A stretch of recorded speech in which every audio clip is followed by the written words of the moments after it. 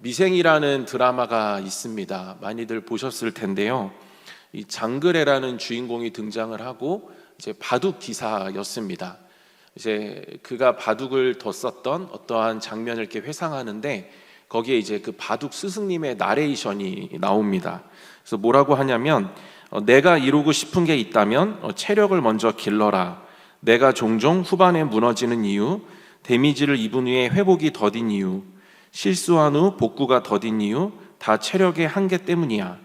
체력이 약하면 빨리 편안함을 찾게 되고 그러면 인내심이 떨어지고 그리고 그 피로감을 견디지 못하면 승부 따위는 상관없는 지경에 이르지.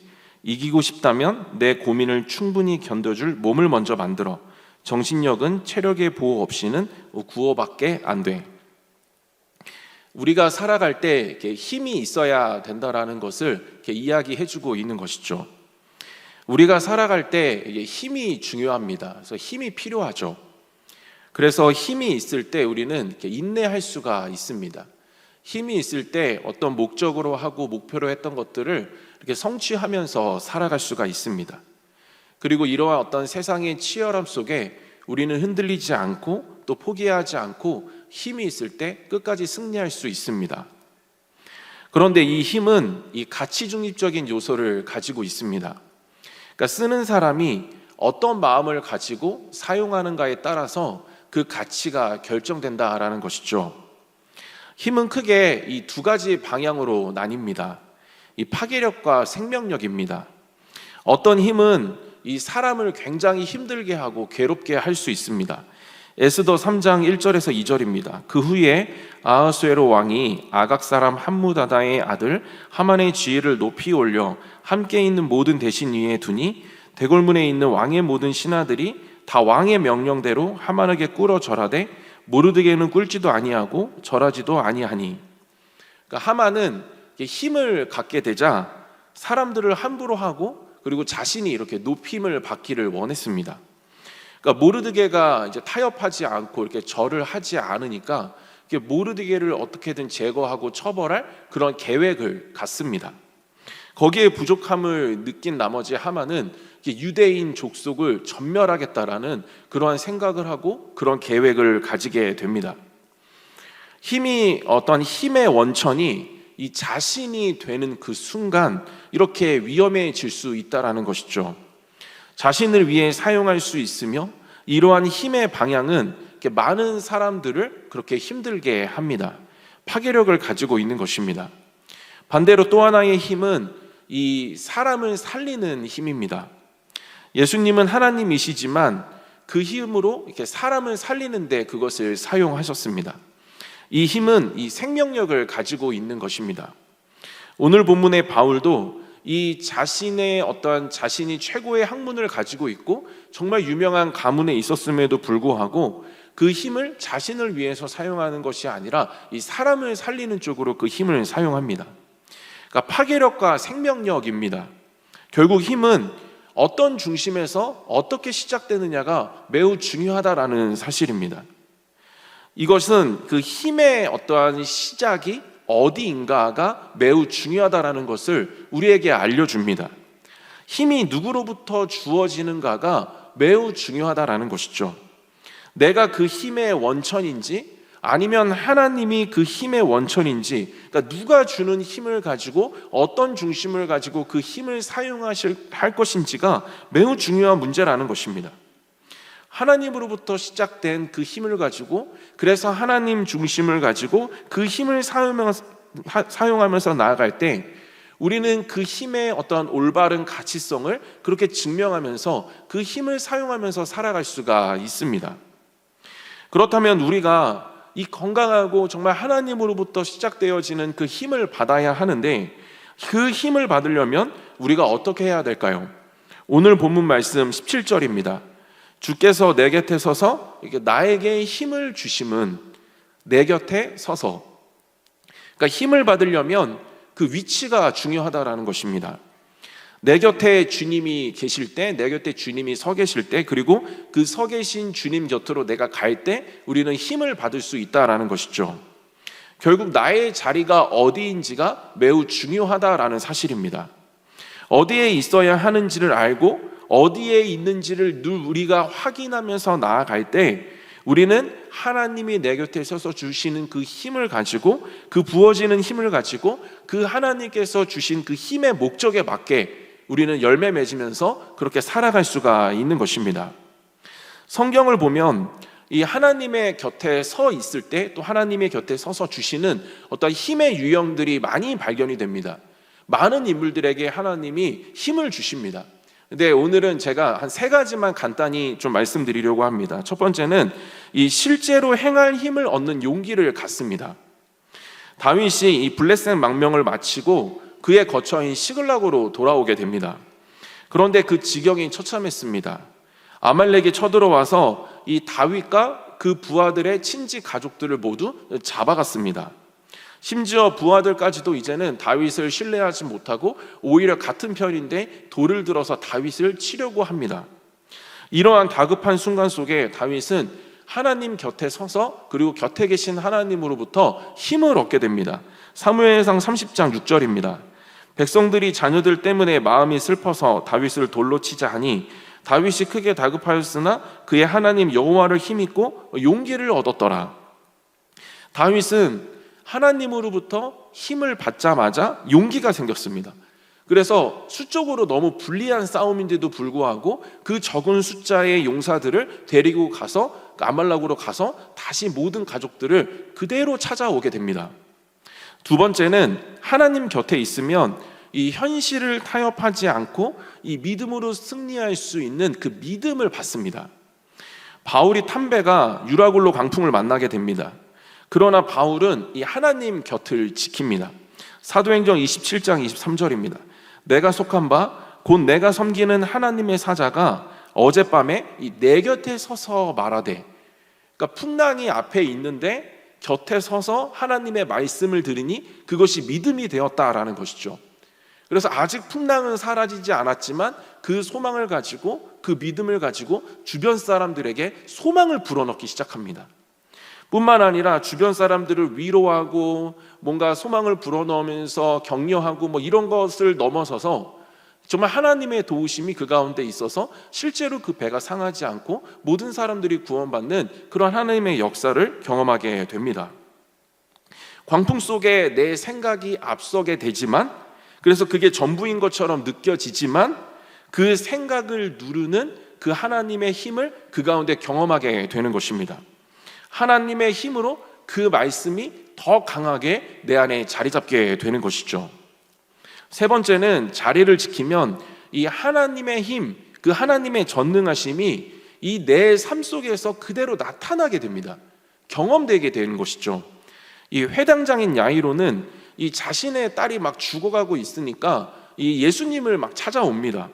절체절명의 순간입니다. 예수님이 빨리 서둘러서 막 다급하게 빨리 야이로의 집에 가서 그 딸을 살려야 되는 상황입니다. 그런데 갑자기 예수님이 시선을 다른 쪽으로 딱 돌리십니다. 12의 혈류증 앓은 여인에게 갑자기 집중하시고 그 여인과 대화하고 갑자기 막 치료하기 시작하십니다. 시간을 지체하시는 것이죠. 그런데도 불구하고 야이로는 계속 예수님 옆인 그 자리를 지킵니다. 다른 사람에게 집중하고 있는데, 그래서 딸이 죽어가게 생겼는데 그럼에도 불구하고 그 예수님의 자리 옆을 지킵니다. 누가복음 8장 49절에서 50절입니다.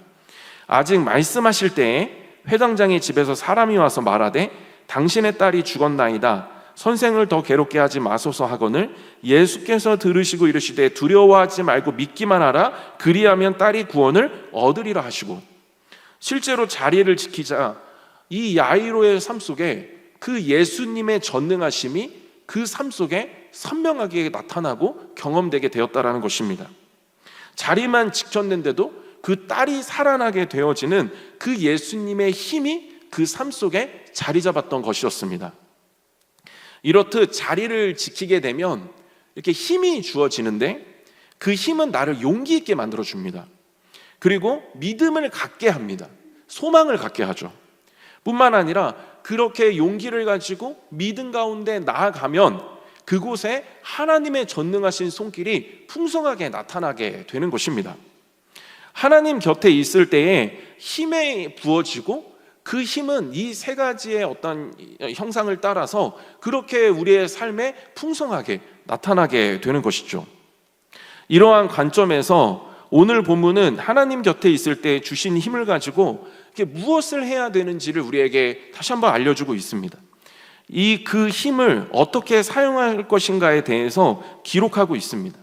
그것은 무엇이냐면 이 말씀을 선포해야 된다라는 것이죠.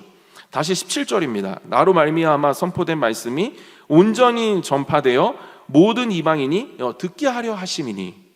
그러니까 하나님이 힘을 주시는 목적이 있는데 그것은 이 복음을 전하는 것입니다.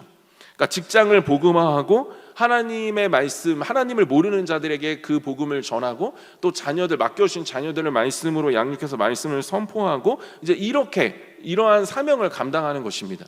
이러한 사명을 감당하라고 하나님께서 우리에게 힘을 주십니다.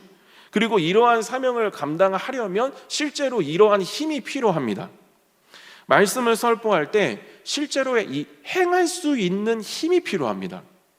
그 말씀이 이 능력으로 나타난다라는 어떤 믿음도 있어야 됩니다. 그러니까 용기도 있어야 되고 믿음도 있어야 됩니다.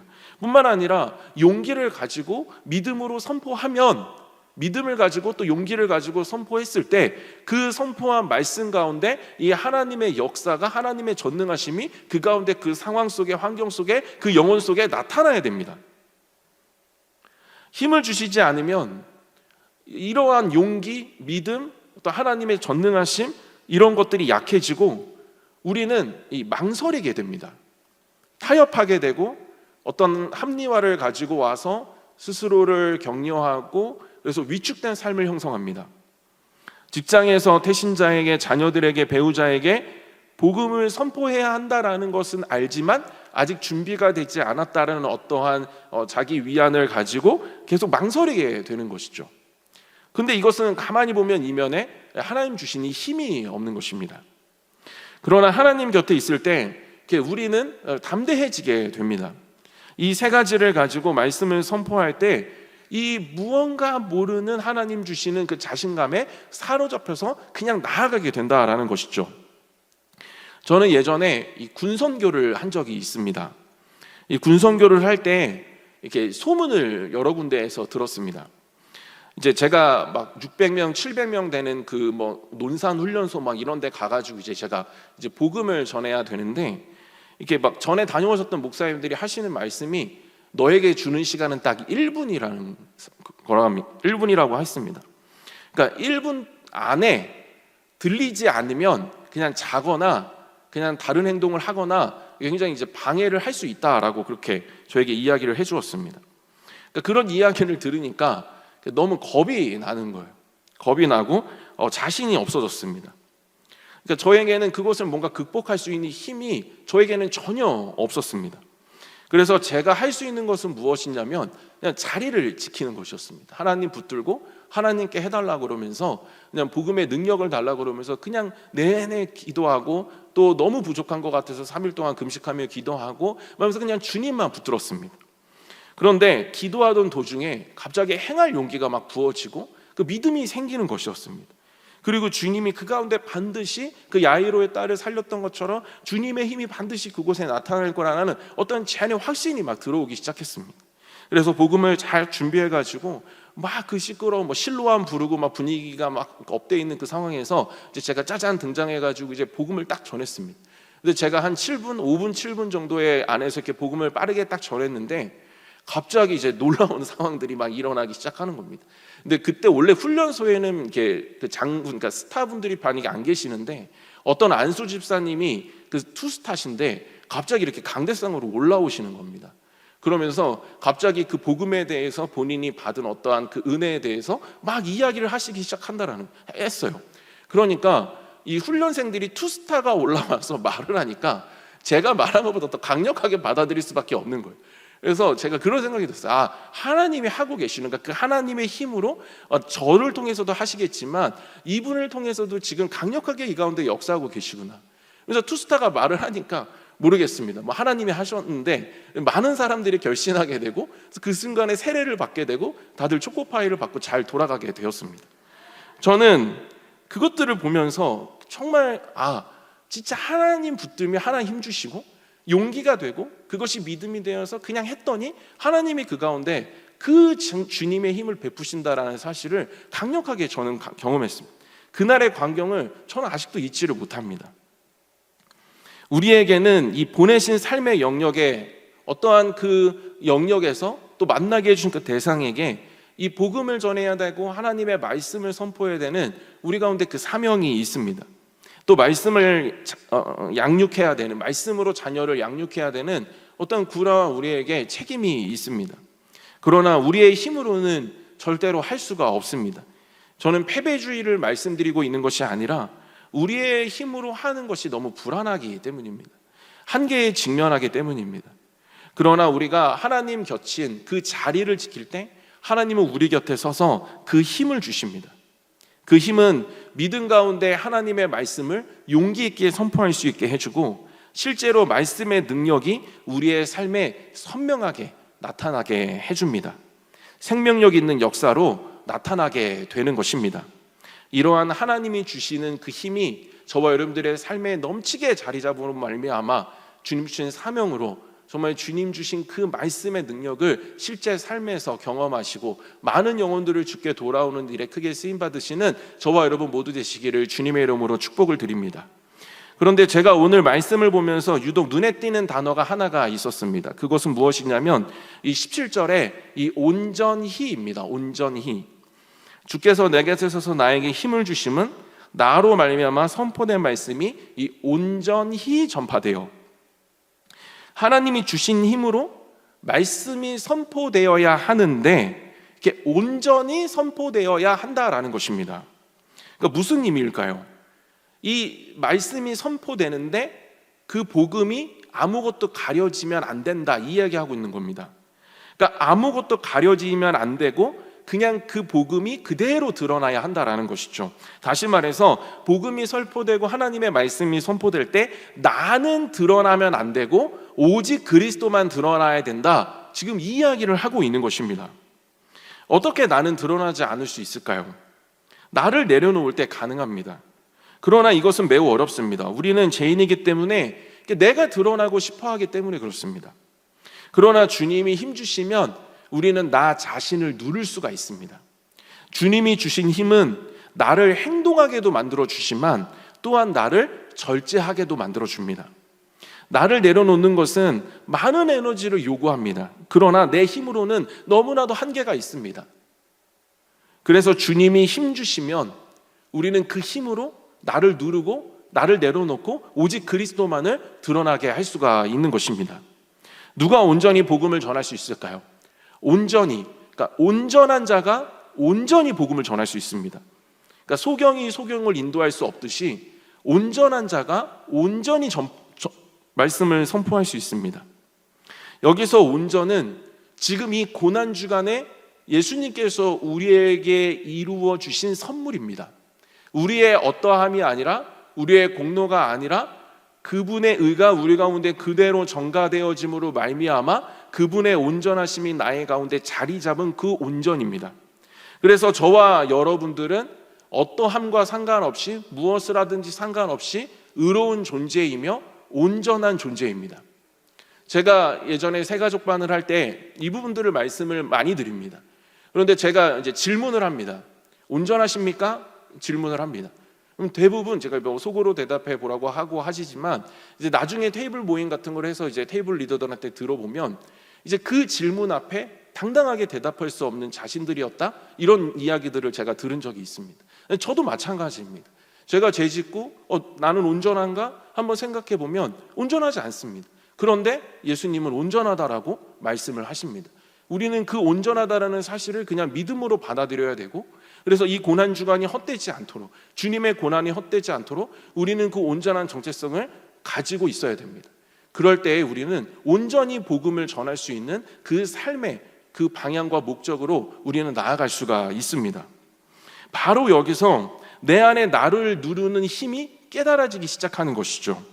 내 안에 누가 있고 나는 누구로 결정되었는지를 알 때 나는 죽었구나, 예수님이 내 안에 살고 계시는구나, 나는 죽고 나는 예수로 사는 존재구나라는 사실이 그 주님이 내 안에 계신다라는 그 사실 속에서 계속해서 깨달아지는 것입니다.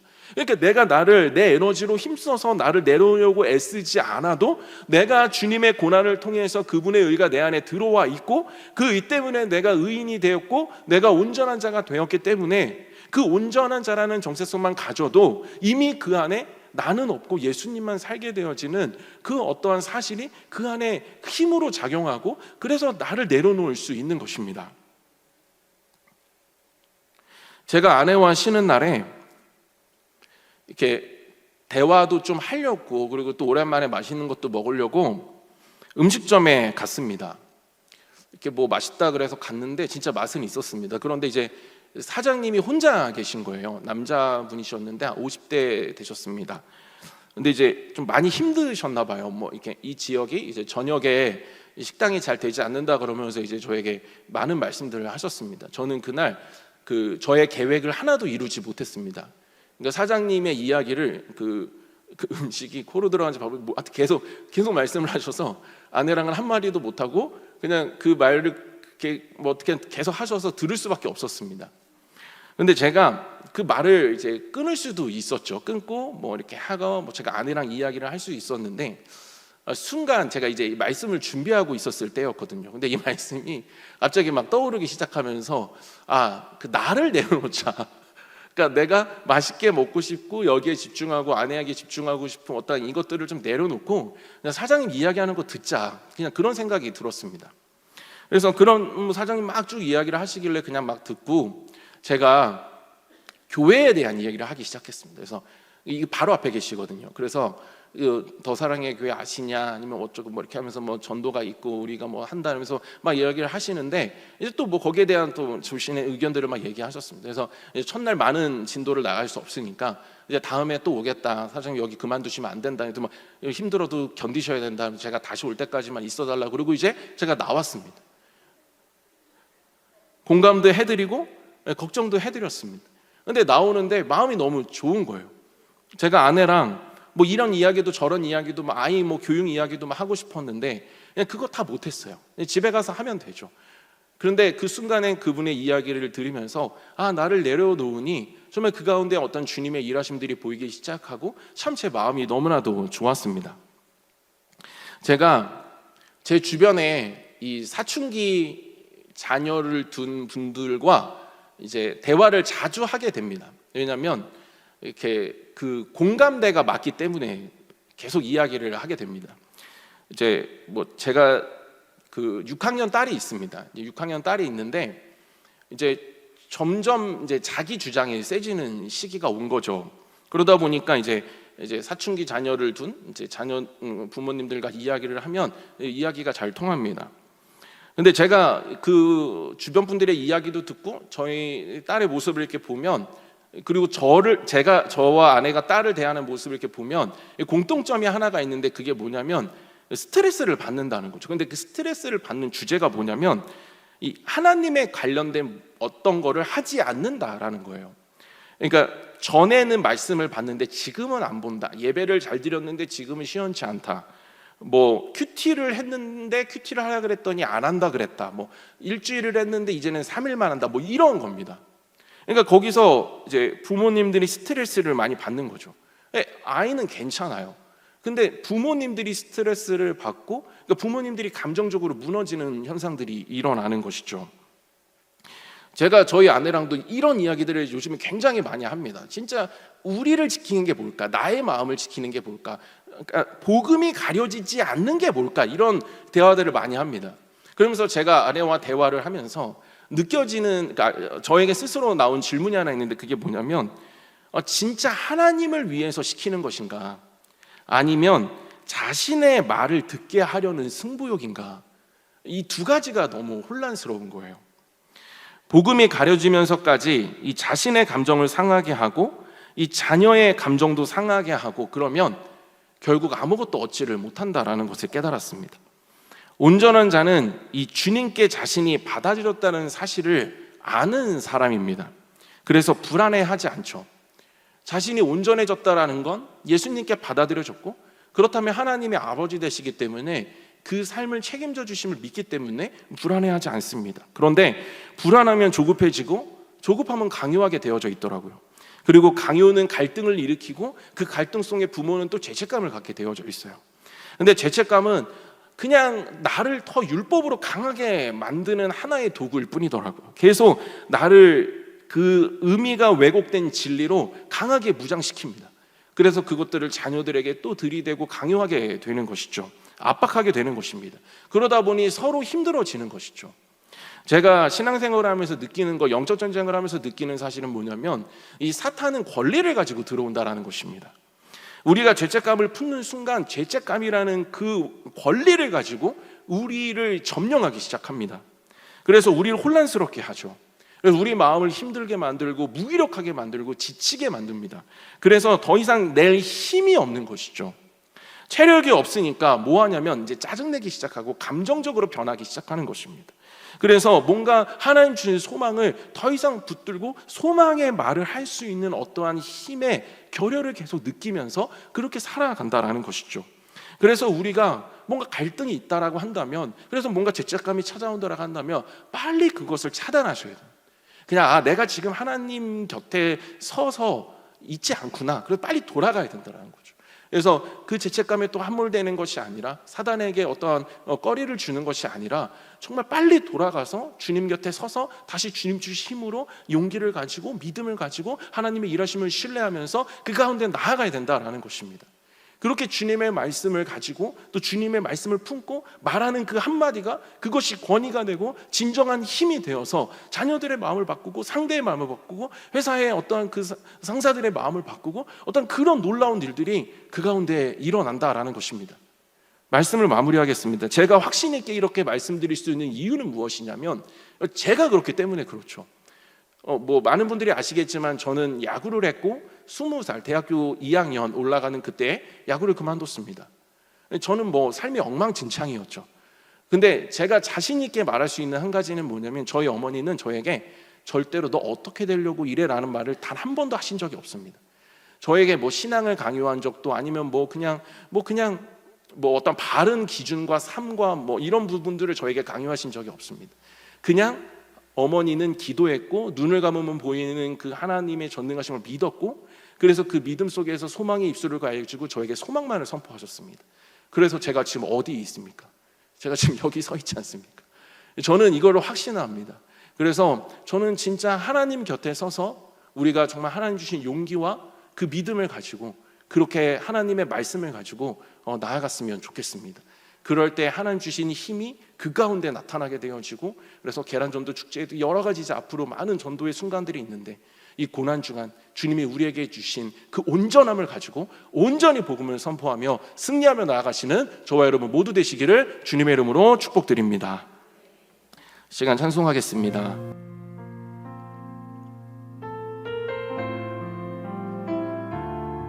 시작할 때 했던 찬송입니다. 찬양입니다. 예수 피를 힘입어. 이 시간 함께 찬양하며 나아가겠습니다.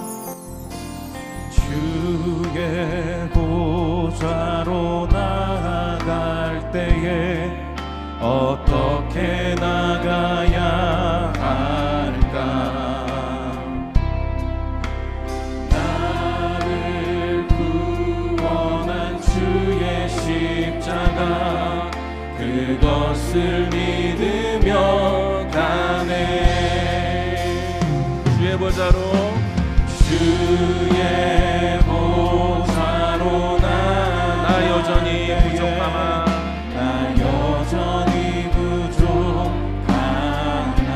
나를 품으신 주의 그 사랑, 나를 품으신 주의 그 사랑, 그것을 믿으며 가네. 자격 없는 내 힘이 아닌, 자격 없는 내 힘이 아닌, 오직 예수님의 보혈로, 오직 예수님의 보혈로, 자격 없는 내 힘이 아닌, 자격 없는 내 힘이 아닌, 오직 예수님